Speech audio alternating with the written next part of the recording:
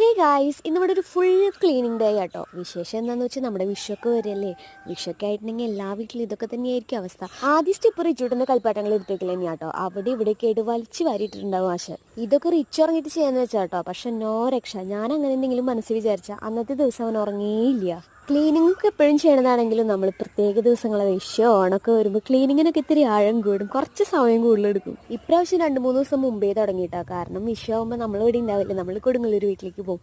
പക്ഷേ വീടൊക്കെ ഒന്ന് വൃത്തിയാക്കി ഇടണമല്ലോ. ഇനി കുറച്ച് ദിവസം കഴിഞ്ഞിട്ടേ നമ്മൾ തിരിച്ചു വരുള്ളൂ. പണ്ടൊക്കെ അമ്മ വീട്ടിൽ ചെയ്യുമ്പോൾ നോക്കി നിന്നിരുന്ന ഞാനാണ് ഇപ്പതേ ബംഗാളിനെ പോലെ നിന്ന് പണിയെടുക്കുന്നുണ്ട്. ക്ലീനിങ് കാര്യങ്ങളൊക്കെ നല്ല തകൃതിയായിട്ട് നടക്കുന്നുണ്ട് കേട്ടോ. അപ്പോൾ അതിനിടയിൽ എനിക്കൊരു ചെറിയ കാര്യം പറയാനുണ്ട്. എന്നെ സപ്പോർട്ട് ചെയ്യുന്ന കുറച്ച് പേരുണ്ട്.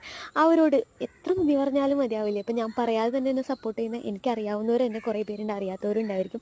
അവരോടൊക്കെ ഒരു വലിയ നന്ദി. ഇനിയും നിങ്ങളുടെ സപ്പോർട്ട് വേണം. അപ്പോൾ നമ്മുടെ ക്ലീനിങ് പരിപാടികളൊക്കെ കഴിഞ്ഞ് ഒരു ക്ലാസ് ചായം കുടിച്ച് നമ്മൾ നേരെ കൊടുങ്ങല്ലൂർ വീട്ടിലേക്ക് പോകാം കേട്ടോ. അപ്പോൾ ഇഷ്ടപ്പെട്ട ലൈക്ക് ചെയ്യുക, ഷെയർ ചെയ്യുക, സബ്സ്ക്രൈബ് ചെയ്യുക. Tata, bye bye.